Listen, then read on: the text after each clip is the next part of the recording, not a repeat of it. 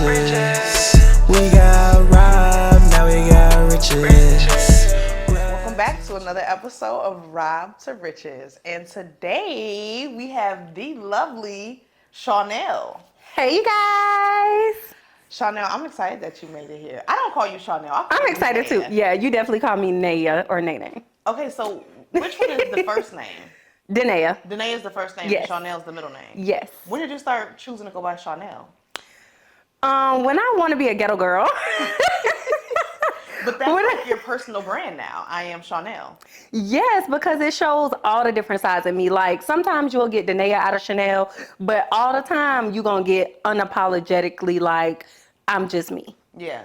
Do you feel like that's helping your brand grow too? Not necessarily for the business, but I think for my personal brand, yes. Yeah. I think for my personal brand, the girls are really like, oh, she's relatable. She's a real person. Yeah, and for I sure. love that authenticity. Yes, Absolutely. girl.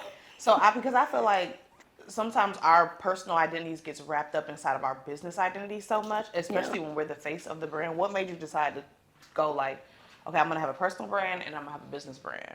So honestly, I just got tired of being the face of the brand. Yeah. So I was over like, I gotta be in every campaign shoot. I gotta always show up. They gotta see my face. They gotta know me. Like that's draining. That's very, very draining. So this year I was like, well, let me try to like branch off and let other people come and join the brand so they can see a multitude of women. Yeah. So it's not as exclusive because I think for me, I need my brand to be all inclusive of women of different races, shapes, sizes, not just me, the black little girl. Like I need people to know anybody can actually use these products. So that's where I was like, well, let me build a personal brand for me so they know me as the owner and the founder, but they can get to know the brand and the brand can have its own identity outside of me. Yeah, because I know a lot of new entrepreneurs be like, I don't want my face all up on the brand, and you know, because sometimes people won't shop with you if they don't fool with you or if they don't like your look. So it's like I want to be able to create something that don't got nothing to do with me, but except for the deposits in my bank account. Well, I could see that, but I feel like when you take on that role, it needs to be because you can afford to pay influencers or brand ambassadors. I feel like when I started, I couldn't afford any of that. Right. And so I attracted a lot of people because of my personality, because of who I am. So that made me the most money the fastest. That was the quickest way to make money, was becoming the face and having personality. But now it is going to be like a little bit of a struggle trying to take that away from the brand and let the brand just live its own life. Right. So I think it's going to be a little bit of difficulty in that, but I wouldn't change it. Like I wouldn't change how I started because it brought to life the brand. Like people could relate to me. They could relate to what I'm saying about the products. I feel like if I would have had other people doing it, it would have probably gave dry. It wouldn't have gave the message of what you were really trying to portray. Exactly. What is your brand right now? I know it's Couture Aesthetics, but what are you guys moving towards? So Couture Aesthetics is moving towards female inclusivity. I want all females of all genders, sizes. And when I say genders, because you know we have the transgender, you know, all of that. So I want those women too to feel included in this brand. Like I don't want our brand to say, oh, you can't shop with me because you're Asian, or you can't shop with me because you're Caucasian. Like, no, you have a vagina, right? You could shop with me. Hey, you turned your penis into a vagina. Now you need a wipe. You need to wipe that thing. You know what I'm saying? Like, keep up with yourself the way a woman keeps up with herself. So I want to start pushing that towards our audience because I feel like everybody's pH deserves balance. Sure. Whether you are male, female, both, you know, you deserve that. So. And that's what our brand pushes. That's what I want our brand to start going towards so we reach a broader, wider audience. Yeah, I love that. How did you get that mission? Like, what made you feel like, I want to balance pHs? Oh, okay. So I'm actually a licensed esthetician. So I love waxing vaginas. Like, I love waxing coochies. I'll play in a coochie all day. Yeah. So that's kind of how I started. Like, and the girls were coming to me. I done had to wipe dookie out of people's butt cracks. I done had to wipe coochie crust out of their coochie. I done had to get a little bit of BV and discharge from up out of there. So as I was waxing, I was like, you know what products would help these girls? Yeah. And so you as a waxer, you're always giving the girls wipes. They're like, oh, go wipe yourself before you come. Yeah. Okay, I need to be selling some goddamn wipes because they always wiping themselves. Okay, well, your vagina dry. Like the vagina skin is actually dry. It's peeling. I need to sell you something for that. Like you need to exfoliate it. You need to, oil it. Right. And then, your coochie got a little older now. It's a little strong. The thing tangy. So then I had come up with the cleanser because I'm like, oh, you need to wash it. So that's actually how my first 3 products came about, because it was like, you need to wash it, you need to exfoliate the dead skin, and then you need to oil it. Yeah. Because people don't realize it takes your skin cells like 30 to 40 days to actually turn over. So while girls are suffering from discoloration and ingrown hairs and pigmentation issues, it's because they're not treating their vagina properly. Your vagina shouldn't even be that dark because it don't get no sunlight like that. True. The most friction it gets is when you're doing the thing. You know what I'm talking about? So, like, I had to teach and educate girls on that, because it's like, your panties are too tight, your pants are too tight, you're causing friction, you having, the pound and pound town. That's why your coochie hurt. Like, so those were the things that I was like, okay, our product line needs to help women accentuate that. Our product line needs to take care of that. I love that. I think a lot of people don't start with that kind of mission, or just doing, if they're doing hair already, or if they're doing waxing already, like, okay, what do my people need from me? And let me just provide a solution to the problems that they already having consistently. So I love that you did that and found your resources and started a whole brand on that. When you were first starting, was it difficult being like, okay, I'm going to find a manufacturer to create some wipes, or were you creating them handmade at first? What did that process look like? My oil, my cleansers, and my exfoliants were all handmade. But my wipes, my boric acid suppositories, body oils, all of those stuff, manufactured. So it took me a year after creating a brand to bring in the manufacturer products, because I couldn't afford it. Okay. So actually finding the vendors, that's the easy part. Finding the manufacturers, getting the manufacturer contracts, that stuff is easy. But the hand making the products took forever, but that built the foundation of the business, because people love to just watch me live making products. Like, they love to watch it. So as we transitioned to manufacturers, I don't feel like I lost my customers, because now we were producing faster. We got more. We were able to get it out quicker. They didn't have to wait so long. And so I actually started gaining more customers, because now I could keep up with the demand. Right. Before I couldn't, because it was like, okay, we got to make 500 a day. We got to make 500 of this tomorrow. Then we can only sell this amount, because this got to last long. And they can't sit on the shelf. Like, they have to sell because they're natural. So that was, another big factor when we first started hand making the products. But girl, I made products in my mama's basement, in the trunk of my car, just anywhere and everywhere that I could set up my little station, products was going to get made. Period. And that's the part. Yeah, that's what it gave. Now, you're saying you want an inclusive brand for all the girls, no matter what they are. Have you ever dibbled and dabbled with your sexuality? Thanks for tuning into this episode of Rob to Riches. If you're enjoying this speaker on this episode, you can learn from them inside of our mentorship program for women entrepreneurs. You can join today for only $7 for 30 days full access. Just go to our website, www.pinkprintfirm.com. Use the code TRIAL at checkout to join now. The link will be in the description box for you to join today. Now, I let a girl eat the little box a couple times. Now, come on. Now, wait a minute. Because I don't do it no more. Okay. I'm in a happy, committed, loving relationship now. Okay. But yeah, I was gay all in high school. I didn't really date. I didn't date men because I was scared. Because my mama always said, if you have sex, you get pregnant. So I just would do the little do with the girls, Right. A little 1-2 here and there, everywhere. One time I had got caught doing it in our neighborhood pool, and my mama was so mad. Really? Yeah, girl. Why you was doing it in the pool? Because that's what was available. My mama wasn't going to let me bring the girl to the house, so we was in the pool with it. My mama was so mad. So what was the difference between, having sex with women and having sex with men, and as far as balancing your pH? Was it a different way that you had to do it? I don't think so. No, not when it comes to pH. You still need to be clean regardless. Yeah. But I do think that the women I personally was dealing with, they was dealing with men too. Okay. Cause like I was the type of girl like, you my girlfriend, but please go find you a boyfriend because I'm gonna get tired of you real quick, so don't get on my nerves. So that was like a thing for me. So I always used to be like, y'all just watch. Like if I can smell your cat, you can't put that cat on me. Yeah. Like I ain't never ate no cat before. I mean, it's the same with food. If the food smells spoiled, Yeah, I ain't gonna eat it. Yeah, like I ain't never ate no cat before, but I done bought a couple little cootie pops, but I ain't never smelt them.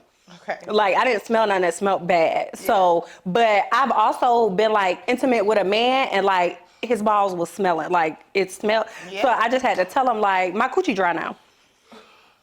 Okay. Like yeah. So I definitely think women have a little bit better handle on trying to be cleaner than men, because men just think like Sweat. they think sweat and gym is attractive. That shit ain't attractive. It's Like I not. could no. Yeah, you want it to be clean. You want it to feel nurtured. Yeah. And It's something about a man that taken smell care of. good. Period. And that's one of my biggest turn-ons. Cleanliness, It's nails next to clean, godliness. teeth clean, face wash. That's like one of my biggest things. I be like, if you're not clean, it's gonna be a no for me. It ain't gonna work for me. At all. That's At all. a huge turn. If we can't go to the doctor together, it ain't gonna work for me. Child, if you just can't clean up after yourself at the house, it ain't gonna work together. If you can't cook for me, it ain't gonna work for me. If you can't massage my back at the end of the day, it's not gonna work for me. Whew, if you can't get hard, it ain't gonna work for me. It ain't gonna. If you can't stay hard, I need longevity. I'm trying to tell you because they be going soft on a perky. I don't understand it. I don't be understand. Oh, that's a different life. That was a different life that I lived. That is a different life. I lived a different life. I feel like I have lived 3 lives in one lifetime. Really? Yeah. Because I know you were saying that you would get bored with the girl after time. Have you felt like in your business you've gotten bored with it and wanted to switch it up or do anything new? Have you ever felt like you wanted I don't feel like I've gotten bored. I do feel like I have gotten stagnant. So there are times where I get so comfortable and so complacent that it's like, I'm already doing good. I don't need to do nothing else. Yeah. Like there was a point where I was like, I'm not gonna send out all these emails for what? They already know what it is. Like they just gonna come shop. But I had to realize they're not gonna come shop because you're not talking to them. Why would they come shop? And then I got to a point where I was actually the other day and I was like, I'm not doing no pop-up shops. I don't feel like going outside. Yeah. But now I feel like, no, I need to be in a community. Like my brand awareness depends on me being outside in the community. So it's like, I feel like there are certain times where you get comfortable and you get stagnant, but you can never do that because then it allows for complacency to step in. True. And when you become complacent, there is no growth. Yeah. There is room for nothing but errors when you become complacent. So, yeah. I feel like right now I'm in a place where I'm like, okay, it's time for me to go to my next level, but then I also don't know what my next level looks like. It's like, okay, I don't want to just be doing something to do it. I want to do things that are intentional and feel right to the trajectory of what I want my business to go to. So sometimes I do feel stagnant in that midst of trying to find what to do. Have you ever experienced that? I feel that right now. Really? Yeah, because I feel like I want Couture Aesthetics to be $1 million brand, but I don't have a blueprint on how to get to the million. So I feel like right now I'm just figuring out what is already working, what isn't going to work, what hasn't worked, and how can I manipulate all of those things to get to my end goal. Yeah. And so I feel like in that you make a lot of mistakes. There's going to be a lot of trial and errors. There's going to be a lot of times where it's like, okay, I've made all of this money, but where did the money go? How do I spend the money? Where do I, negate the funds to so that way I can be like, okay, boom, this money was spent, this money tripled, this money doubled, this money flopped. And I feel like in business, we have all those little tiers, all those little levels of pinnacles that we want to reach. And I think the hardest part about reaching them is when you're not tracking how you got there, because then you don't know where you failed at. True. And so I'm very big on saying, hey, well, I made my first $500,000 in the first year of business. This is how I got there. I'm going to make my next $1 million in the second to third year of business. This is how I got there. Right. These are the products that sold the best. These are the products that I had, but then I had to take them away because they weren't selling. I think oftentimes we try to keep so much of the business that we don't know when it's time to let go of certain things. Right. And that's because we get too emotionally tied to business. And it is just a business. You got to take emotions out of it because every answer, every response should be strategic. It should be analytical and it should be well thought out. If you lead with emotions, then you are going to make more mistakes than needed to be made. No, that's the truth. Another lady was just saying the other day on the episode that she was like, we're the chief executive officers of our businesses. She said we have to make executive decisions. If you're not able to make executive decisions, then you need to hire somebody else to be making those decisions for you, because executive decisions are really based off of analytics, data, and trends. You know, you're literally just looking at the business's numbers and being like, okay, this is what we should and this is what we shouldn't do. But you know, in saying that, that's always the ultimate end goal for any real business. Right. I feel like for any real business, you always want to hire a CEO, and it gets to a point where you want to be known as the founder. Period. Like, that's why on my Instagram now, I'm already speaking into existence. In my bio, it says founder of Couture Aesthetics. I want to get to a point where I'm not the CEO. I'm not the CFO. I'm not the nothing. I'm just the head at the table. When we come to meetings, like, I want Couture Aesthetics to be a brand to where we can actually get stockholders and be a public company. Like, those are the things that I want. Those are the things that I see for the brand going forward.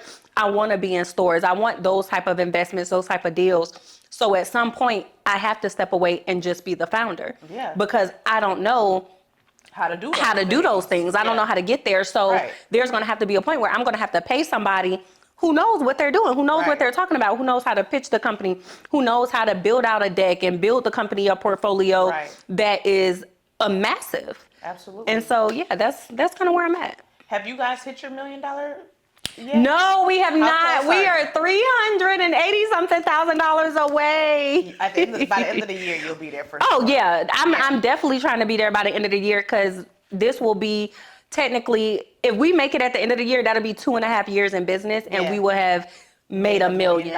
Right. So when we gross $1 million, we are probably like 200 something away from grossing it. But I want it in net. And I think net is so different. Like, I was telling myself, I actually gave myself till my first 5 years to make $1 million in net.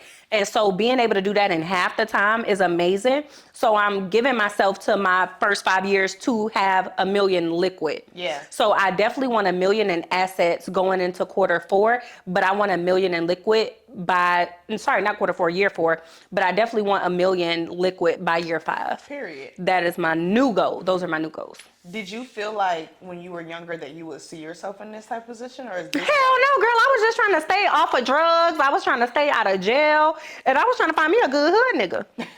Like, that's what I wanted. That's what I saw myself, like, good hood nigga, get married, have a little family, and make sure I don't be in jail or on the streets or nothing like that. Like, that's what I saw for myself. Yeah. When did the transition happen? Like, when you started going to being an esthetician and waxing? When you was No, actually, I think my life transition happened when my mom moved to Florida. Okay. Because when I lived in South Carolina, all my family worked like McDonald's, Subway, like at the schoolhouse, just regular jobs. So when my mom moved to Florida, I became more introduced into entrepreneur people. Like, my mom went back to school. She became a therapist. She started working for herself. Then I would go to like little shows, events, and I would see young girls like making money. And I'm like, bitch, I'm broke. Like, I'm working 2-3 jobs in high school, walking a mile to catch the bus, walking to work, working for fucking tips. I'm a waitress making $4, got to split tips with 6 bitches. Like, I was over it. And I just kept telling myself, like, what can I do? So I just started side hustling. Like, I sold vacuum cleaners. I sold AC units at Home Depot. I was selling clothes. I done sold lingerie. I done sold flip-flops out the trunk of my car. Shit, I done stole whole apartments from Walmart, bitch. Like, I was outside because I was like, how can I get this money? But I need this money by tomorrow. Right. So my mentality just shifted into hustle. So I didn't understand business. I didn't know nothing about business until I moved here, which was only like 2 years ago. Right. So when I came here, I started learning business. But in Florida, I just became a hustler. Like, you gonna buy from me, I'm gonna make you buy from me. I'm the only person you need to buy from. Yeah.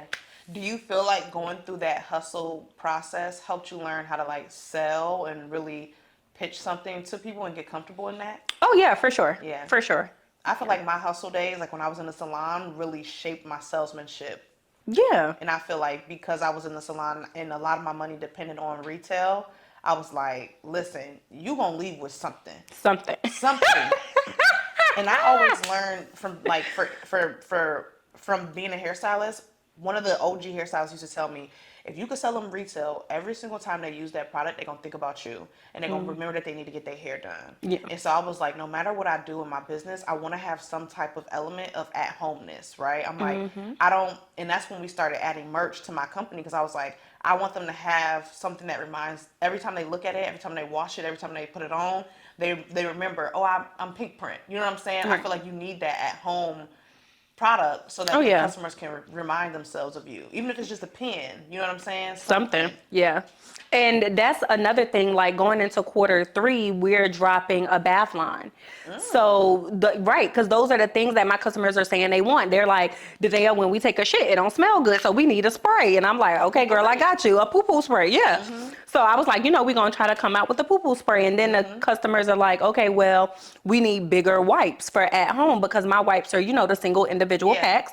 They want the bigger ones that sit by the toilet. So I was like, okay, cool. So we'll start creating a bath essential line. So, hey, my man finna come over. I just took a huge dump. Let me spray it so it'll be clean. You know what I'm saying? Because don't no man want to eat no booty that smell like dookie. Like, they just don't want to do that. They don't want to do that. So I really want to cater to my customers. Like, what is it that you're insecure about when it comes to your private area, and how can our brand fix it? Yeah. So that, so we need to be in their house, at their house all the time. Absolutely. Like, we're dropping our merchandise for our clothes, and I think that's exciting. Like, they kept asking for like robes and towels and t-shirts. So I feel like we're expanding this year, but in order to expand, we got to take away the stuff that's not doing well. And you do. You have to get lean, and you have to expand. You know what I'm saying? That's just a part of the nature, especially with going into this market of the recession.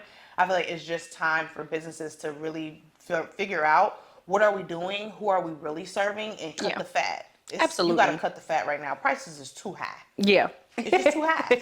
And that's another thing too, even in going to the recession, I was able to negotiate all my contracts to where we were able to lower our prices $5 for almost every product. And that's huge. Big. So my customers were really, really excited about that. They were so happy. And I've seen a huge increase. So people got to understand that you can have a high ticket or a low ticket.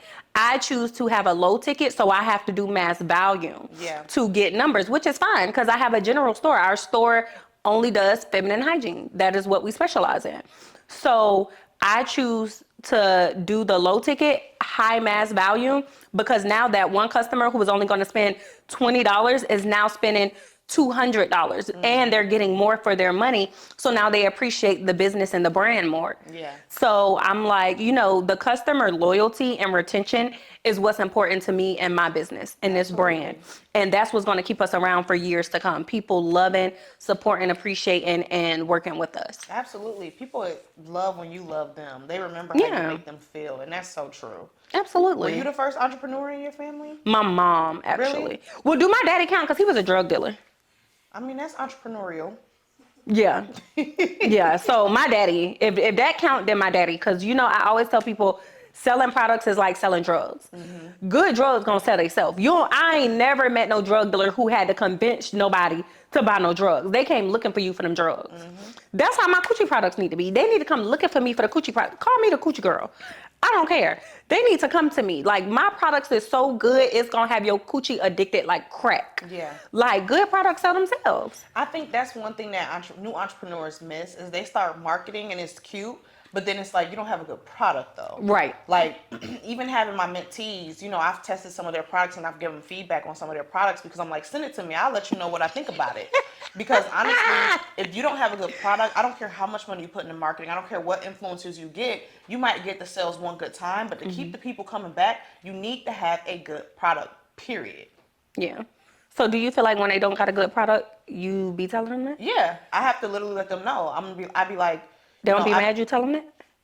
Mad? No, because we've built a rapport. They trust me. You know what I'm saying? They've joined the community. So they just go off your one opinion? The feedback. I mean, I would suggest them to get more feedback, but I definitely tell them my honest opinion.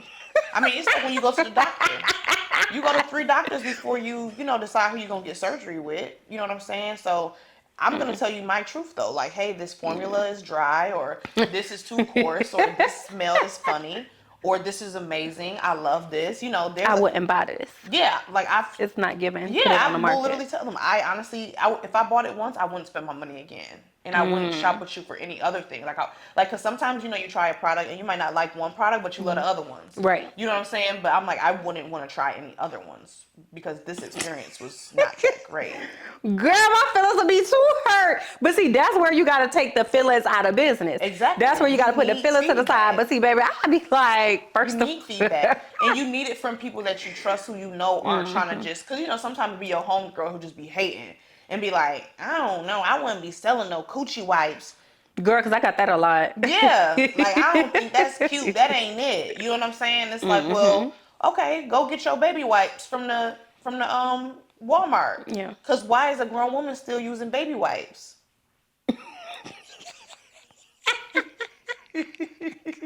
You need to be using an elevated wipe that is structured for your pH. We're not babies no more. Right. I agree. I feel like I try to allow people to have their preferences. I try to allow people to, do what's best for them. But at the end of the day, they circle the block. They're going to spin the block. Yeah. Because you're going to realize you can't really get this quality at this price point nowhere else. Yeah. I make sure that is one of our heaviest marketing aspects. This is the best bang you're going to get for your buck. Mm-hmm. So I don't know. I just be trying to get the girls to keep their coochie clean. I be trying to get them to stop sleeping with multiple men. I be trying to get them to not let nobody leave their sleazy sauce in them. Mm-hmm. But the girls gonna do what the girls want to do. They're gonna do what they're gonna do. And so therefore, I'm gonna create the products. Yeah, I'm gonna create the products that help the girls. Absolutely. With the follow through. I love that. So having your mom be an entrepreneur, or your dad being the first entrepreneur, do you feel like there was any burden on you from making, almost $1 million in your family? No, I don't feel like it was a burden. I don't feel like, no, I think everybody in my family, once I started doing good, became supportive. Yeah. I think when you first start, everybody's scared for you, especially me being a single mom with 2 kids. My mom kept asking me, what's your backup plan? What's your backup plan? What you gonna do if it fail? Because I was living at her house. Shit, if it fail, I'm gonna keep living in your house. That's what it's gonna give. Bitch, I ain't gonna be able to move out. You know what I'm saying? I'm still gonna be here. So I think for me, in those vital moments, having people keep questioning the success of my brand pushed me to go harder, because now it's like you pressuring me to be successful because you're trying to get me to create a backup plan I don't want to create. So now let me show you how much money I could run up and get the fuck out your house. Right. That became my mentality. That became my mindset. But my mom has honestly always been supportive of everything I do. But because I have kids, she's always wanted me to have a backup. When I sold flip-flops and used to drive back and forth to Atlanta, Miami, my mom and my auntie Keisha would come. Those two always supported whatever crazy shit I wanted to get into. When my credit failed, my auntie Keisha added me to her credit cards. When I needed places to stay with my mama, stay with my auntie Keisha. There were times where my daughter had to go stay with my mom while I was getting my shit together. So I've always had the support, but I've never felt like a burden until that moment where it was like, okay, I'm living in your house and me and my kids are all sleeping in this one. My mama got a 7 fucking bedroom house. Yeah. And it was uncomfortable because we all sleeping in one room. You got 7 bedrooms. There's only you and your husband. Y'all only take up one room. So it was it just felt forced to get your shit together, keep it pushing. Yeah. But I appreciate that now, because had she coddled me and me and my kids always in separate rooms and comfortable, I would have never really went out there and got it. I would not have made shit happen because I would have been comfortable. Right. And when you get comfortable, you don't want to fight for it. Absolutely. You don't want to put your all into it. I was getting up every damn day. My mom will tell you, every day on live, from sun up to sundown. I got to sell at least 10 to 15 products a day so I could get out of your house by this date. That part. And so it was for me, it was always go time, always go time. But the one thing I always said was when I left her house, I was not going to leave her house the same way I came. So when I left her house, I was debt free. When I went in her house, I had a lot of debt. So I was just those are my things. The only regret I do have is leaving her house and going into an apartment. I should have left her house and bought a house. But that would have required me to stay at her house for another year, because I had just opened the business. Mm-hmm. So I would have needed 2 years of tax returns. So those are the things that I did not know. But shit, I already told my mama at the end of this term, if I don't feel like keep staying in this apartment, I'm gonna be back at her motherfucking house until I buy me a house. Right. And I don't care if we share one room, because I can put my pride aside for that, because I know the house is going to be an asset. It's going to create more value. Yes. It's going to allow me to make and build more money.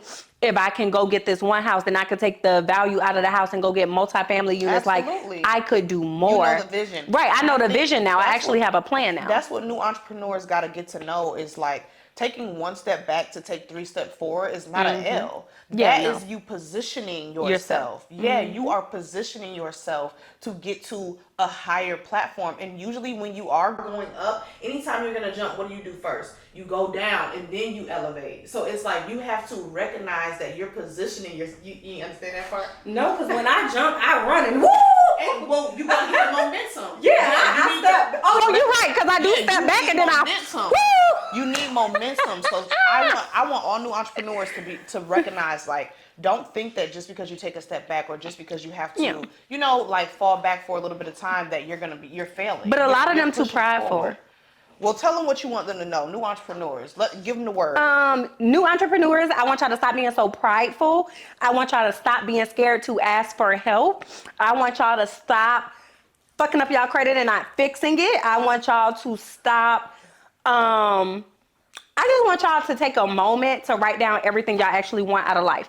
Take a moment to write down what you want, how you plan to accomplish it, and where you're going. A lot of y'all start y'all business, but y'all have no vision. Y'all don't even have the passion for the business. Y'all just see that other people are making money doing it. So I want y'all to sit down and say, hey, in 5 years, this is where I want this business to go. In 10 years, this is where I see this business going. I see people investing in my business, having stock in my business. I see myself having X amount of customers. I want y'all to start writing down every type of indicator you can to know what alignment it is you have for your business. I love that for you. And I'm glad we got to have that conversation today.